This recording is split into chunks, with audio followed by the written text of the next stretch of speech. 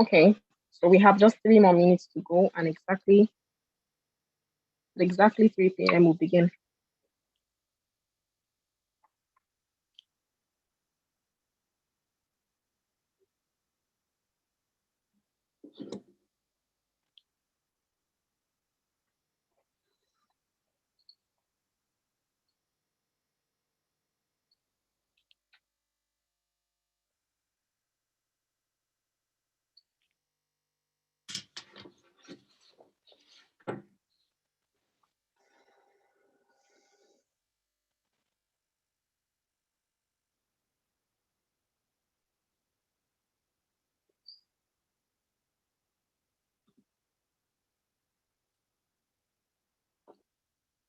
Okay, Catherine, is it exactly 3 p.m.?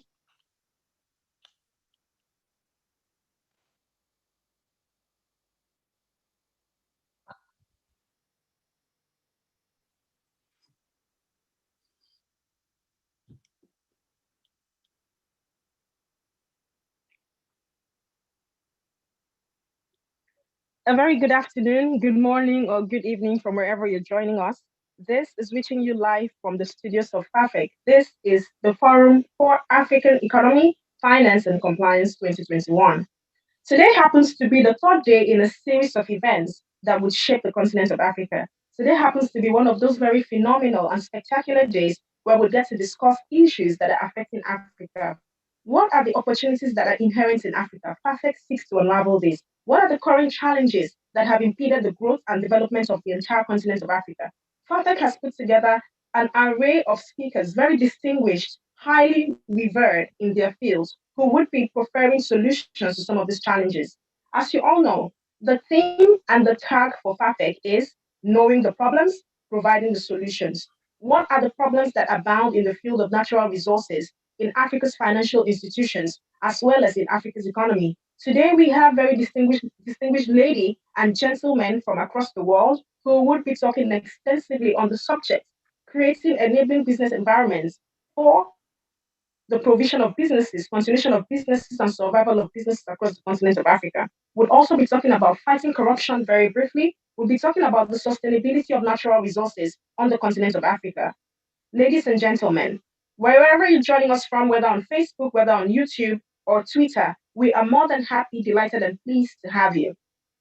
I would also like to state very categorically and quickly that the World Bank has said in 2020 Africa's economy is rising steadily. But the truth is, can Africa do better? On the ease of doing business, Nigeria moved 10 ranks higher from a spot of 165 to 135. Can they do better? Togo, Rwanda, as well as Kenya, Mauritius have seen consistent increase. They have seen consistent progression on the ease of doing business on the global ranking. What can we possibly do to sustain our place on the global ranking when it comes to ease of doing business? Today, I have very distinguished panelists I can't emphasize enough on these people who have joined us. They'll be preferring solutions, like I said, to all of these problems. I'd like to begin by making welcome my very first speaker, who happens to be the keynote for today. He is a man who is revered in the field of business. He's someone who has contributed immensely, tremendously to the growth and development of the Middle East, precisely the United Arab Emirates. I'd like to begin with his profile. He is the founder and executive chairman of the corporate group TCG. His role in managing and advising all the subsidiaries under TCG and developing businesses across the Middle East and North Africa region is next to none. Now, his business development expertise spans different sectors, including infrastructure, energy, transport, health, education, BPO, ICT, aviation, and facilities management. With 20 years of experience in bidding rather, acquisitions, with 20 years of experience in bidding acquisitions, JVs, that's joint ventures and partnerships, strategy, developing human capital, he heads the government relations task force for His Excellency Sheikh Abdulaziz bin Humaid Foundation. He has provided advice to the Abdulaziz bin Humaid Foundation and board. He's the president of the GCC alumni for IMD Business School. He's the executive committee member for British Business Group, where he serves as government relations director. He was a non-executive board member for Back to School Business in UK, that's the United Kingdom. And there he brought together the international business communities to promote trade and investment. Now, I would also like to say that my guest is a board member of Dana Gas. He was equally a vice chairman and board member of rail operations of VITP, Middle East North Africa region. He was also a board member of non-profit international organization, which was internationally recognized for its work in advancing the development of critical policies in transportation.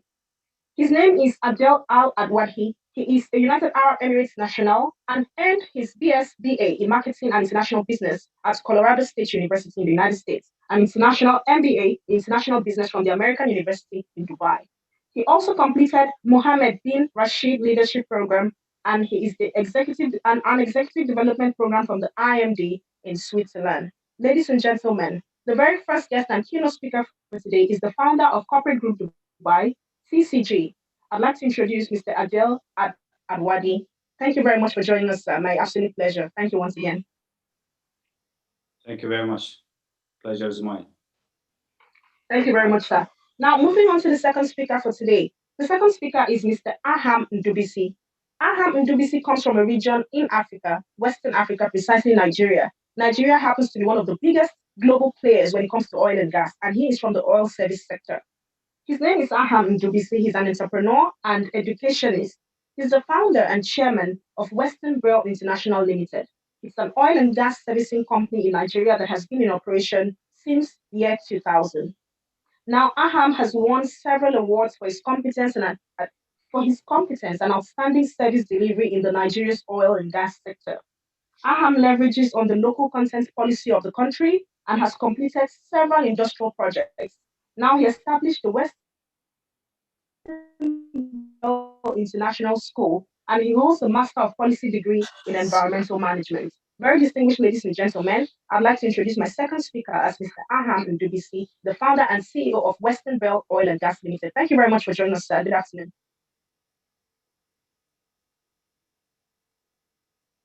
Good afternoon, Mr. Aham Ndubisi. Okay, I just hope that you're not having issues with your connectivity. So I'd like to begin very quickly with Mr. Adele. Now, I had stated very categorically at the beginning of this conversation that the United Arab Emirates, precisely in the Middle East, has ranked consistently over the years among countries that have been formidable with their ease of doing business. Are there lessons to learn for developing countries from the UAE? Are there lessons to learn from the Middle East? How have the Middle East rather been able to maintain their spot on the global ranking of ease of doing business? Particular emphasis in UAE and Dubai. Thank you very much for the warm welcome, Ms. Wafa. And I'm delighted today to be with you and the audience on the African Outlook. I really got attention to the capture that you used, knowing the problems, presenting the solutions. So today I'm also wondering and exploring to understand more about the African market. So although I will share some of the knowledge that we have, but I'm keen to also understand on the other side as well. So thank you very much again. But in terms of the outlook of the UAE, I think the vision of the leadership is very important, and we are blessed with God to have the leadership and the vision for them. So, although United Arab Emirates is, I would say, born in 1971, we this year we're celebrating our jubilee, 50 years, and that's coincidentally coming with the Expo 2020. So we're very much proud that we have a good connections of the history and the future going forward. But as I said, the vision and leadership is very as a country.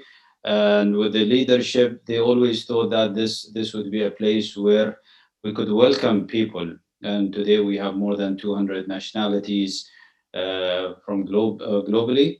They're all either enjoying the lifestyle or their families maybe are based here doing going to schools and so forth, and the parents are busy in doing either entrepreneurship or they're into SME type or maybe working for private sectors or governments. And there's a lots of initiatives that we have developed, and I think one of the important thing is always to have a clear legislation, because without legislation, clear and transparent legislations, you will not be able to function on a sustainable model.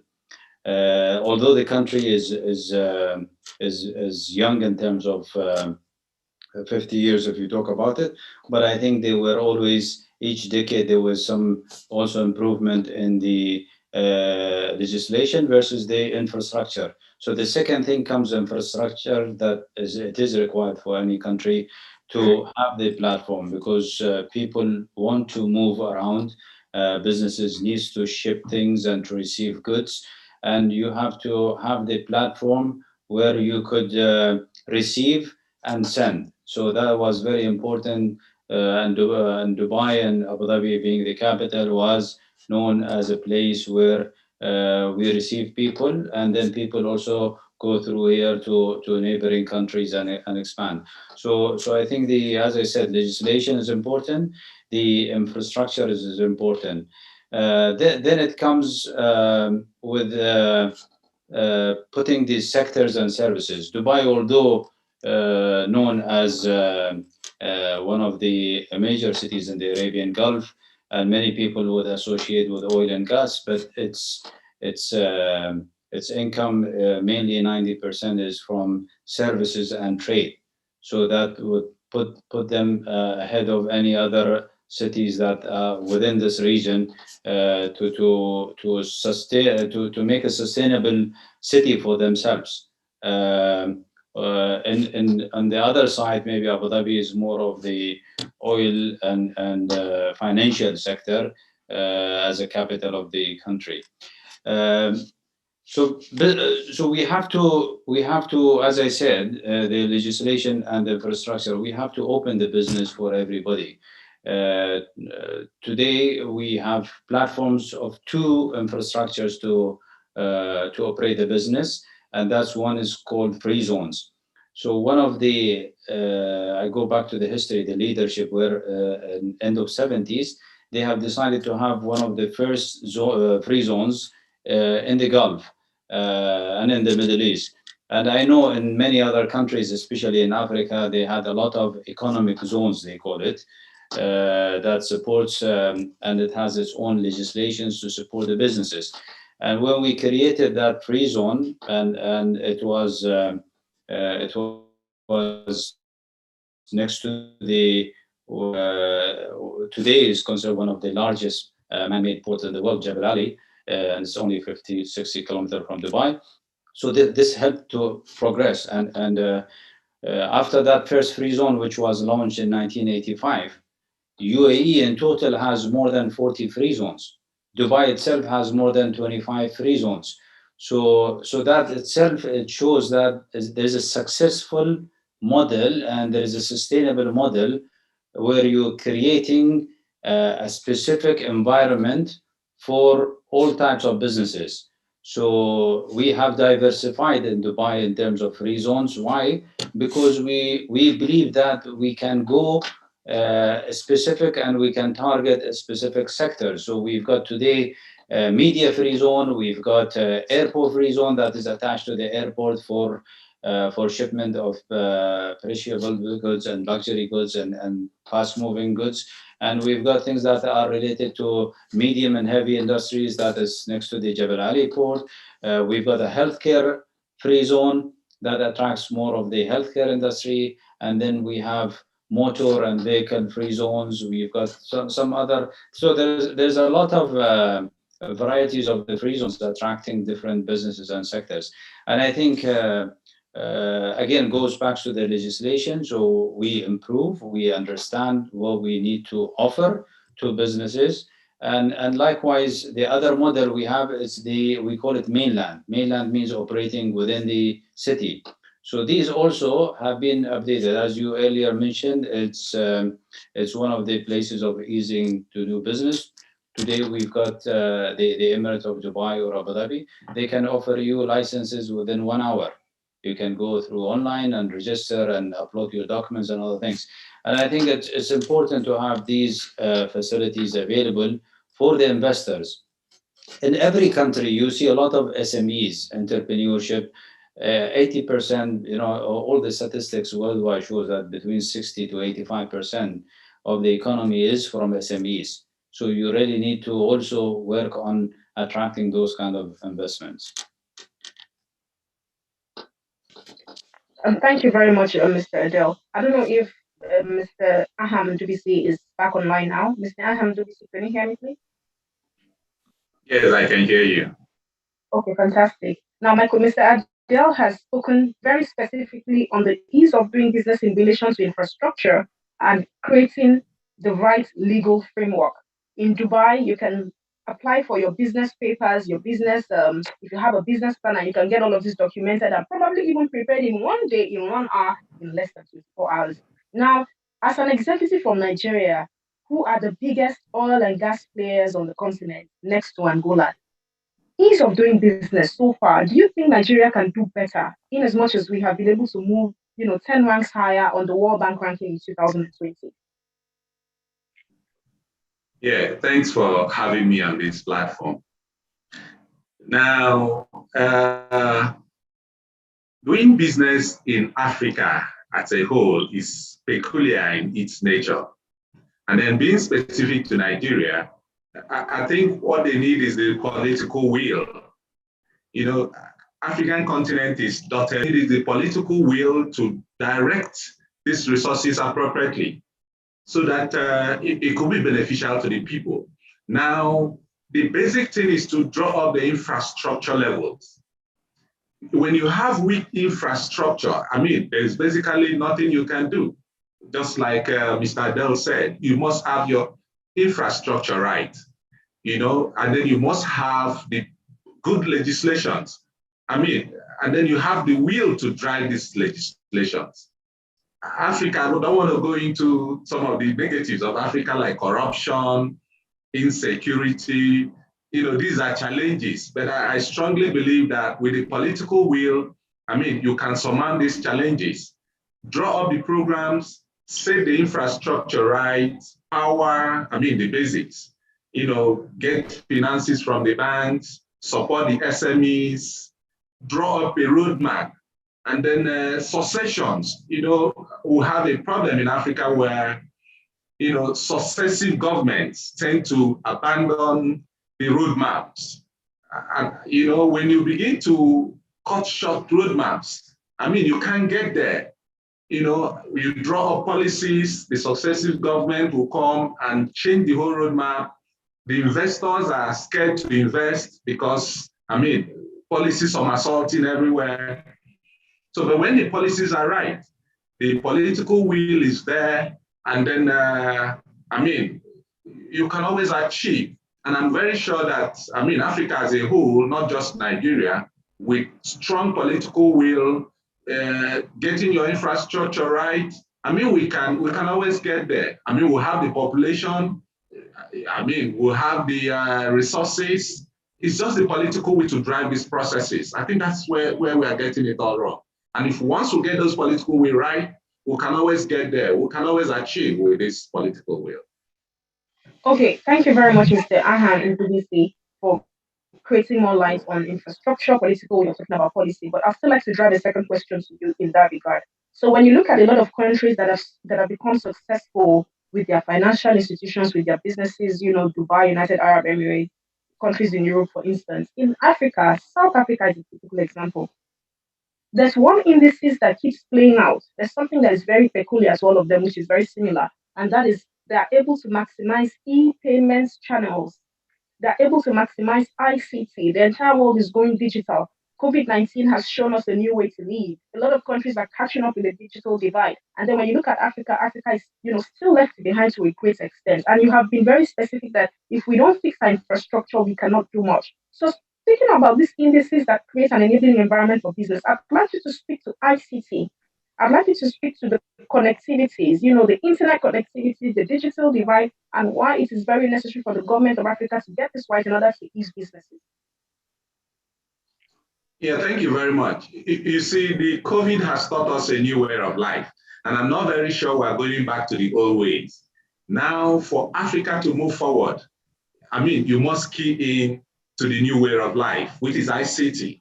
Of course, if it were before, we would have gathered in a room or a hall for this conference. I mean, see how easy it is. It's easy to do business. And now, if you don't get your infrastructure right, I mean, you need internet to run these processes. You need power. You need power. Power basically is a problem across Africa. I mean, you need power to sustain this infrastructure. So you need your ICT right. You need to set up these infrastructures. The schools at the time of COVID were doing online classes. You can imagine what it will be for areas where we don't have lights. You don't have, I mean, it's crazy. I run a school. I have a school. I know what it is, you know, I mean, get these things right. All right. Now, if you don't get these ICTs right, another part of it is technology transfer.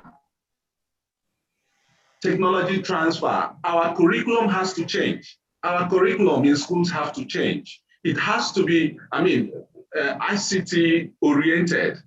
You know, it has to be technologically driven, oriented. I mean, the days are gone where, I mean, children learn without computers. But these things are not available in Africa, and most of African countries are still struggling to know what the computer is. You know, so these are the areas where the government, I mean, the policymakers, they need to, I mean, change the orientation. They need to change, you know, the policies so that these things could be put in place properly. When they're in place, I can assure you, Africans are doing well all over the world. I mean, we're doing well all over the world. I mean, we have the personnel, we have the manpower, but when the infrastructure is wrong, when the foundation is faulty, it's difficult to build on it.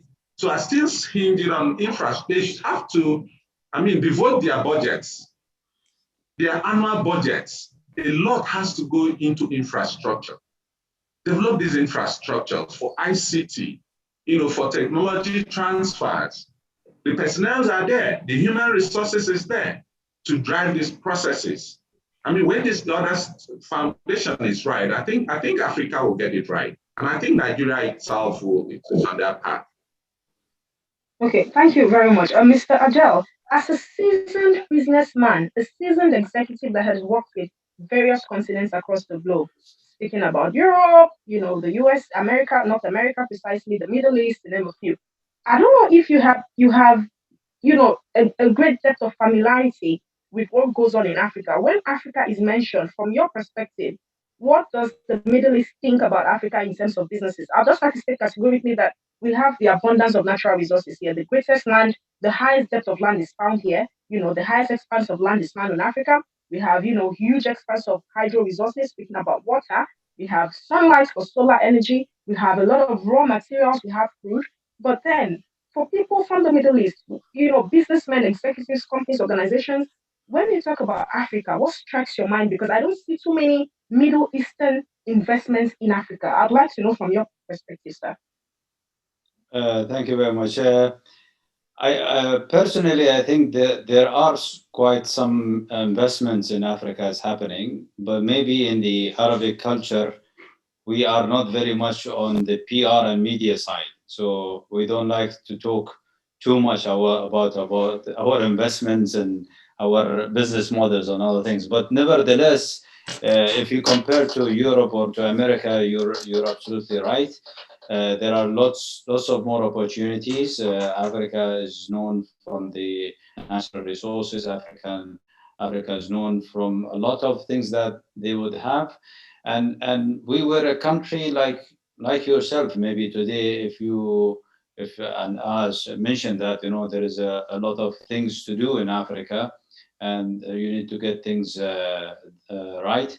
But I think it's a matter of time. Maybe with the COVID-19 has helped and accelerated things to do. Of course, there are always challenges, but also there is a model of acceleration. So it changed the government's agenda, change of business people's agenda, change investors people's agenda.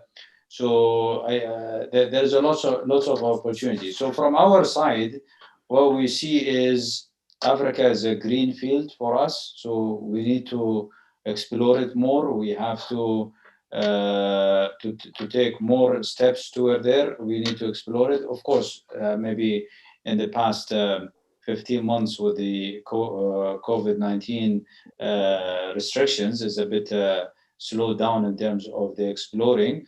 But as we know, you still can do and explore through those kind of virtual calls and virtual video calls and so forth. But nevertheless, there are huge opportunities. We as a country have learned and acquired knowledge from the West, from the East, from other people. But I think my advice to governments which have seen how the leaders here, the government has stepped in, we were very much open to attract and to welcome investors, businesses. Everybody could do things in UAE, and with open, there's no taxations, there's no anything like that, repatriation of profit to their countries and everything. But I think now we are in looking at the future. We need to have those knowledge built in our country. So you all have seen what government has made challenges to themselves and with the bright visions. So we reached to the with the space to the Mars, and we had few of investments and research and development in the science area, in the energy and other sectors.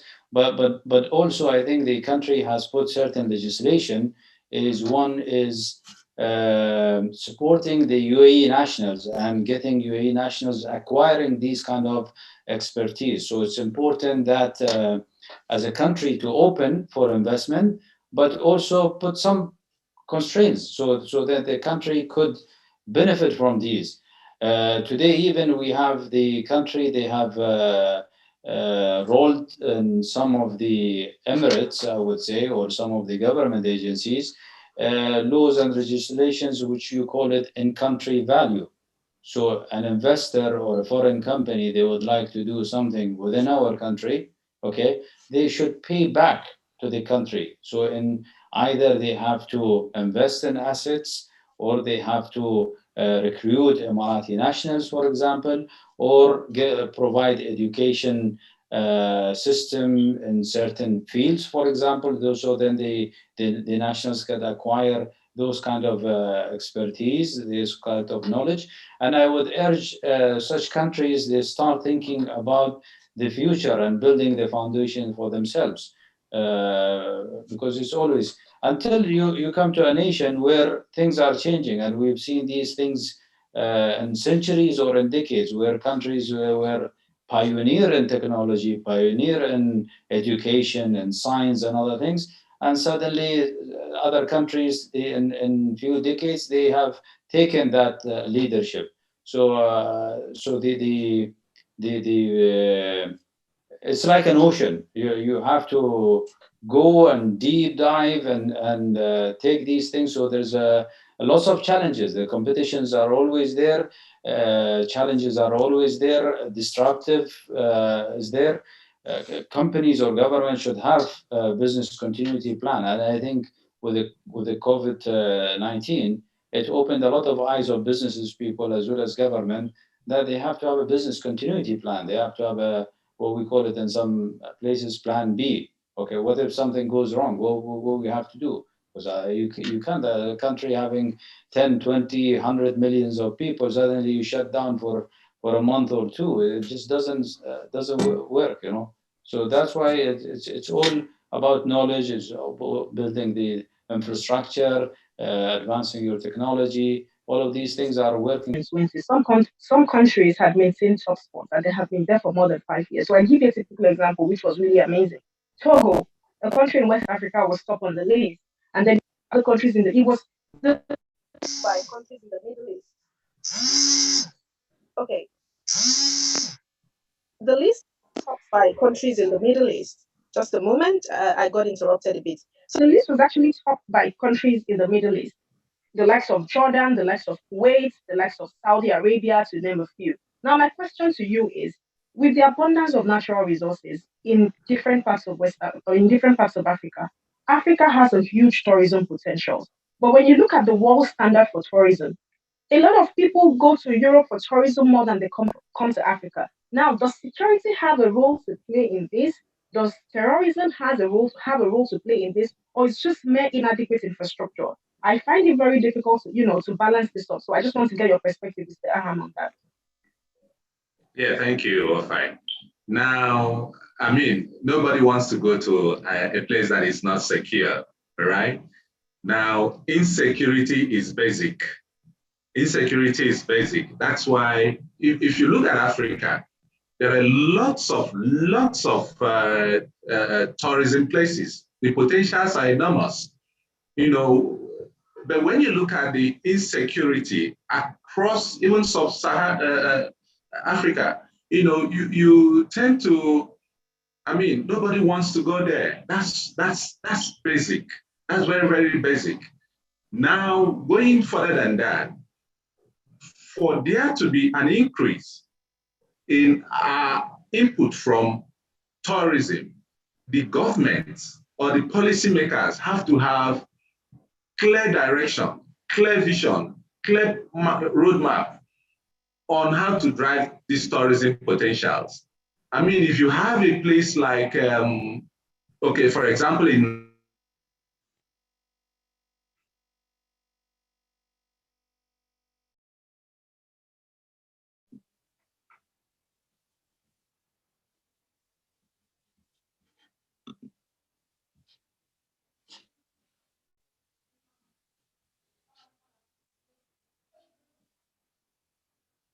Nigeria, Obudu, cattle ranch. This is a very beautiful place for tourism.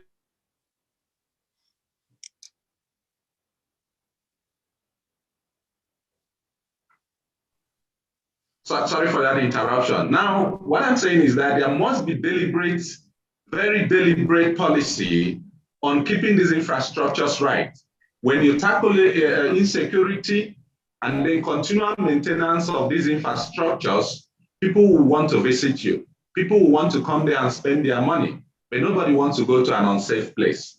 So I think insecurity is the very basic challenge they have to tackle to make sure that their tourism potentials are, completely harnessed. Thank you very much. My next question will be modeling for Mr. Adele. From your experience, like I said, as a seasoned corporate executive, when you talk about ease of doing businesses in countries, you talk about construction permits, which is actually a big deal because a lot of countries are into real estate. People are consistently building every other time. Now, construction permits, trading across the borders, you travel to different countries, there's a whole lot of inter-border trade going on. From your perspective, what models can Africa learn from other parts of the world? Some countries in West Africa, I mentioned Togo, South Africa, Rwanda, Mauritius, these are countries that have ranked really high on the world's index of ease of doing business. Is there something we can do when it comes to our border protection laws, to name a few? I just want to get your perspective on that real quick. If I understood, you talked about construction, right? You talked about construction? Hello, sir. Okay, so the question I was asking is, a lot of countries find it very difficult to deal with construction permits. Okay. Got it. A lot of countries find it very difficult to deal with. So you have a lot of companies in country, a lot of companies externally coming in country, and then there are no construction. The laws and regulations surrounding construction permits are very cumbersome. So in terms of construction permits, border regulation laws, what would you say your take and your advice is for Africa, modeling from other continents and countries in the world? Yeah, I think it goes back to legislation, which I mentioned. Okay, so it's very important that setting a standard. And in UAE, for example, as I said, we're a new country, but we have visited many countries and we have taken the standards of many countries, and we have tried to blend some of those together and come up with our own as well. and with that, we have come to a standard. So there is there's always one thing that everybody should know, that there is no one standard fits all. So you need to come up your first draft of legislations, and you have to improve this as you go, as you get customers feedback and your stakeholders, the people within the industry of construction. Who would be people like architecture companies, construction suppliers, and all these things. Well, ignoring them and putting your own way, it doesn't work at all. So you always have to have a community of this construction industry, for example, supporting and helping within the construction. For example, I know the Dubai Chamber, for example, they've got something like called construction chapter. You go to the ministry level, they have a construction community chapter. So those chapters are stakeholders. They are people who could feed you and who could raise the challenges, raise the opportunities for you. So it's very important to have the right legislation. You can always improve your legislation. But I think the opportunity for Africa is much more. With the technology that it came today, you can maybe bypass some of these things, and you can go much quicker. So, for example, today, if you talk about a vast space of lands in countries like Africa, okay, you might say that, I can't reach this place or that place. No, today, for example, with the technology of drones, you can send drones and do quick survey for you. It can do inspections for you. It can do so many things. But again, you can't just send drones without a legislation. So you have to have your kind of checklist or understanding what you want to build. But doing things and inspections, getting permits and other things is much faster, and you can have control over it by using the new technologies. Thank you very much, Mr. Adil. My next question still remains with you. Now, there's something called the African Continental Free Trade Agreement. So Africa is putting together these free trade agreements, an area, free trade area, to ease trade between African countries. So intra-African trade will be enhanced once the African Continental Free Trade Area is enforced. So now, when you look at the Middle East, countries around the Middle East are very much engaged in intra-trade. So you see a Saudi Arabia buying from Dubai, you see a Dubai buying from Iraq, Kuwait, Qatar, to name a few of them.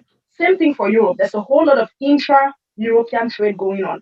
Same thing for North America. There's a whole lot of trade between Canada and the USA. And then when you even go to Asia, there's a whole lot of trade going on in between China. India trades with itself. But when you come to Africa, Africa doesn't trade with itself. The statistics show that on the entire world, on the entire continent of the world, Africa has the least intra-African trade. We don't buy from each other. Now, if Africa was trading within itself and between itself, it would be able to enhance our exports. If we're able to manufacture these materials, raw materials with what we have, we're able to export, it would help us with our FX. It would boost our credibility. It would boost our economy. So, from your perspective, how can Africa possibly trade with itself and explore the potentials and opportunities that are available with the African Continental Free Trade Agreement? I think when you're dealing with goods and trade, it's very important to have the right infrastructure. So sometimes you think that, for example, two or three countries in Africa, why they don't exchange themselves, okay? But the reality, if you go and check in numbers, it could be cheaper for Dubai sending a flight to a country in Africa and bringing it to Dubai and then sending it to another African countries, okay? Because mode of transportation and infrastructure is not to the standard that you could, as Ahan mentioned, maybe a safety issue, okay, security, and then also the infrastructure is not there. So for you to take something from a country to another thing, you either have to have a sea, so it's not connected to sea. Then you don't have choice except you do a rail, for example, a cargo rail. Okay, if you do it in airline, I mean, how many containers you can put in an airline, and how efficiency is that, and cost wise. So therefore, if a country from anywhere else can take this through the sea and then channel it to other places, it could be cheaper and faster.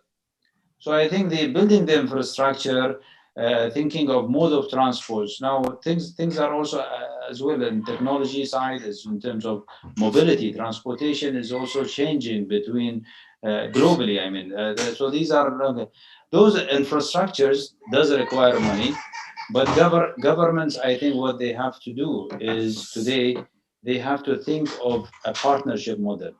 So there's something called PPP, public-private partnership models.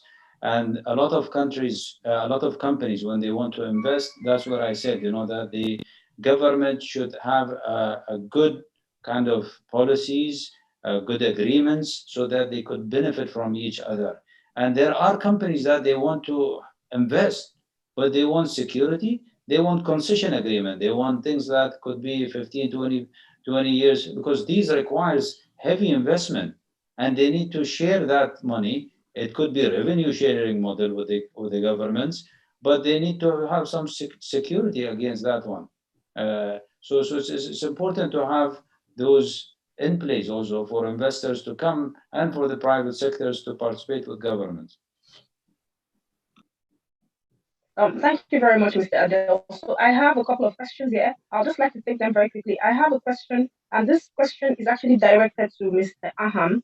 This is from somebody on Twitter. So the person here says, um, Mr. Aham, traveling from Nigeria to Togo or even Nigeria to Ghana by road is more difficult than it is traveling around Western Europe. Let's say from Europe, from UK, from London to Scotland. Now, the roads are very bad in Africa. A lot of people who are into agriculture take very long time in transporting their goods and services from one country to another. You people have been very emphatic on electricity, internet connectivity regulations, and other forms of infrastructure. Aham, could you please emphasize more on why there has to be proper roads to convey goods and services once the African Free Trade Continental area is set? So, Mr. Ham, he wants you to talk more about, our road infrastructure, roads, rails, and ports, maybe. Yeah, that takes us back to the basic infrastructures. Yeah, I mean, the roads are very basic. The power, very basic. In this 21st century, nobody should be talking about road, power. These are very basic things, that the government is expected to take care of. I mean, just like he said, traveling by road from Nigeria, I mean, if you're coming from the eastern part, maybe to the western part of the country, it will take you a longer time than somebody going to, I mean, from Amsterdam to London. So these very basic things are not things that are brought to, I mean, for discussion. They are very basic, very, very basic. And it affects our business. It affects, I mean, the way we move around. Every other thing relies on these very basic things. And the government should, as a matter of policy, begin to pay attention to. Just like Mr. Adel said, intra-country, continent business with good roads, you can actually, and with good connectivity, rails and all that, you can actually move within countries without knowing it and do business. But these things are not there. So we must have to emphasize infrastructure for us to basically move. Thank you very, very much. Now, Mr. Agel, Africa has abundance of human capital and abundance of other natural resources. How can we possibly put these natural resources into use, of course, export to other continents and countries? That is after we have been able to deal with the infrastructural gas challenges that we have. Because, like I tell you, Africa has a whole lot of potential. There are a whole lot of opportunities that abound on the continent. A lot of people are saying Africa is like the new market, it's the new frontier. A lot of all these other regions in the world have been explored, like I always tell people. Australia has been, America has been explored to a very reasonable extent. Europe has been explored, but places like a few places in Asia and particular emphasis in Africa, Africa has not been explored. So, from your perspective, modeling from the Middle East, what can Africa possibly do to its raw materials to enable us export a lot more than we are doing now? Apart from the infrastructural deficit, let's assume it is fixed. What else can you advise us to do?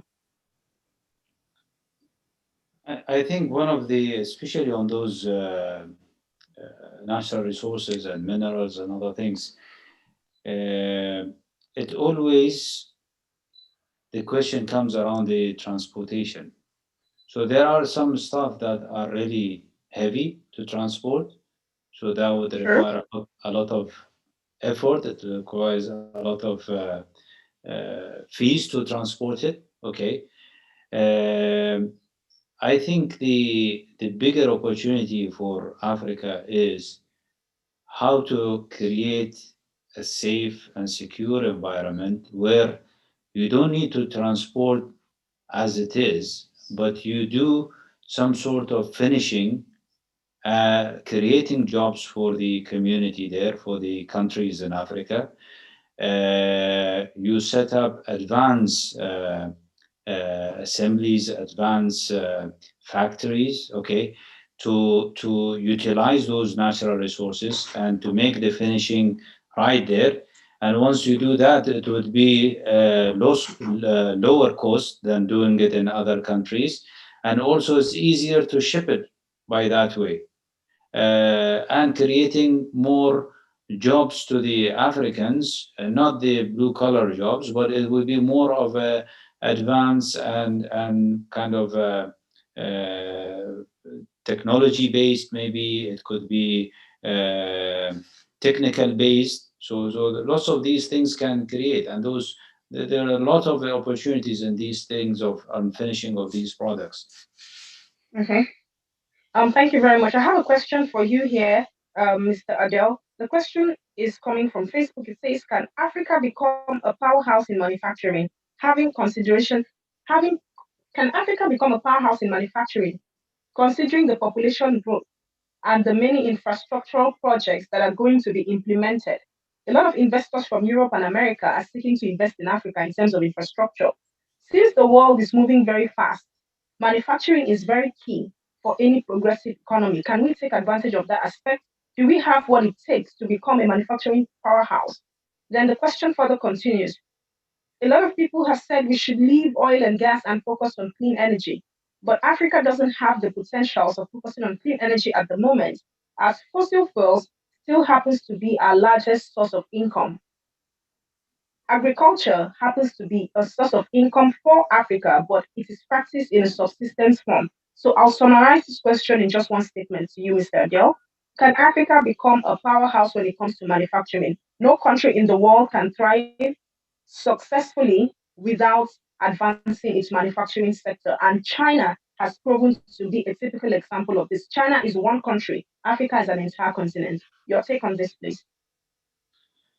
Yeah, I mean, there's a couple of areas to cover on the manufacturing. So when it goes back about legislation, so if you have good laws and good kind of policies for attracting foreign investment, that comes with also on the manufacturing side, you have to have the infrastructure right. So you some of those manufacturing would require extensive energy. It requires electricity. It requires availability of water and resources. And this is not something that is not available in Africa, but it's just making it easy and making it affordable. I think that's these are the key points. Some of the manufacturing, it does require laws to protect their intellectual property, because they have the process and know-hows, and they want to keep it for themselves. So they have to feel secure that they can do these things. Okay. Um, Africa has its own customers, it has its own population. I totally agree with you. But I think the government and the private should work together in terms, if I set an aluminium factory, for example, okay, if I'm a private sector or it's a partnership with government, I have to make sure that I give secured orders from the same country and from neighboring country to this factory. So what's the use if I do a factory for Africans opportunities there. But no, I would say no, I cannot give because of whatever it is, and then I go and try to sell it outside. So then it's very difficult to do that. And I think there is a potential need and requirement inside the country. So that kind of securing whatever is done. So another thing is some of the countries that we have seen it, when they when you give rights and approval for license or factories, for example, in your country, okay, you try to somehow protect. So if similar product is coming from different countries, you impose more custom duty than this one. So that there's a bit of protection for the country in terms of producing those for the inside the country. So there's a lot of laws and regulations that you need to build. You need to make it sustainable. You need to make it transparent also for the investors to do these kind of things.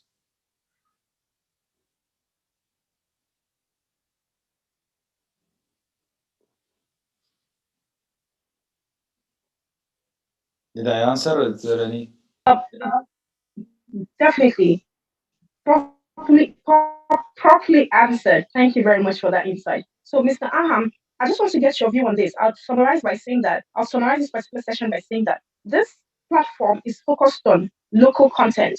We're focused on building local content in Africa, building skills in Africa. So, this is put together by the African Local Content Fund Initiative, ALCFI, and they created a series of events called the Forum on African Finance, Economy, and Compliance. It's been ongoing for the past 3 days. Today's actually the third day. So we have tomorrow, Thursday, and Friday to conclude.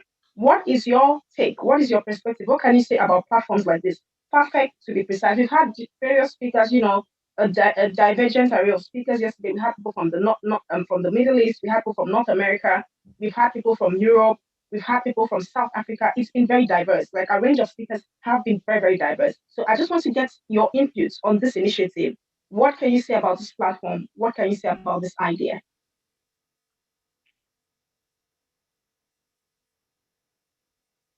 Okay, the question is to Mr. Ahab Ndubisi. Okay, yeah, yeah. This is a great. Okay, this is a great idea. This is honestly it's a great idea because there must be forum for discussions. There must be forums for helping the policymakers to get their ideas right.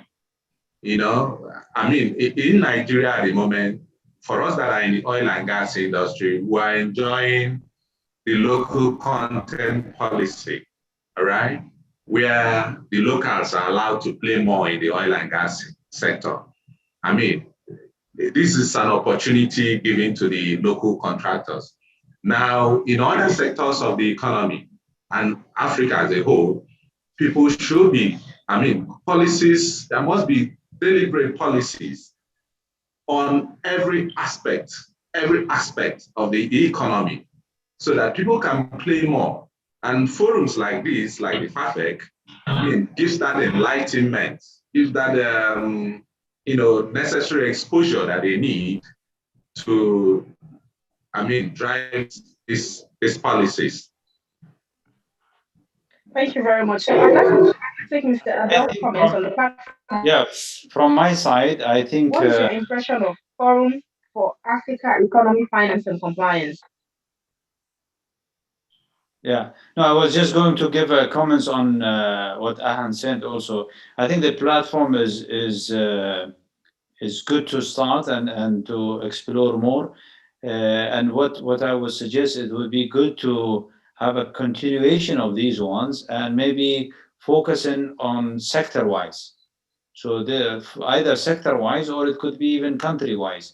And we could also explore and we can talk to the government here. We can talk to private sectors. So we could explore these maybe chapter by chapter. It will be very good to have a continuation, maybe regularly every month or something like that. Wonderful. Thank you very much. My very final question to you, Mr. Adele, before we call it a day on the subject. For Africa, what are the good things you've heard about Africa? If somebody was to question you about Africa, what is the thing you'd say about Africa that is positive? I think I they don't know have. if you've ever visited the continent. I have no I, idea if you've ever visited. I think there is less corona for sure. No, but Definitely. to tell you the truth, what we always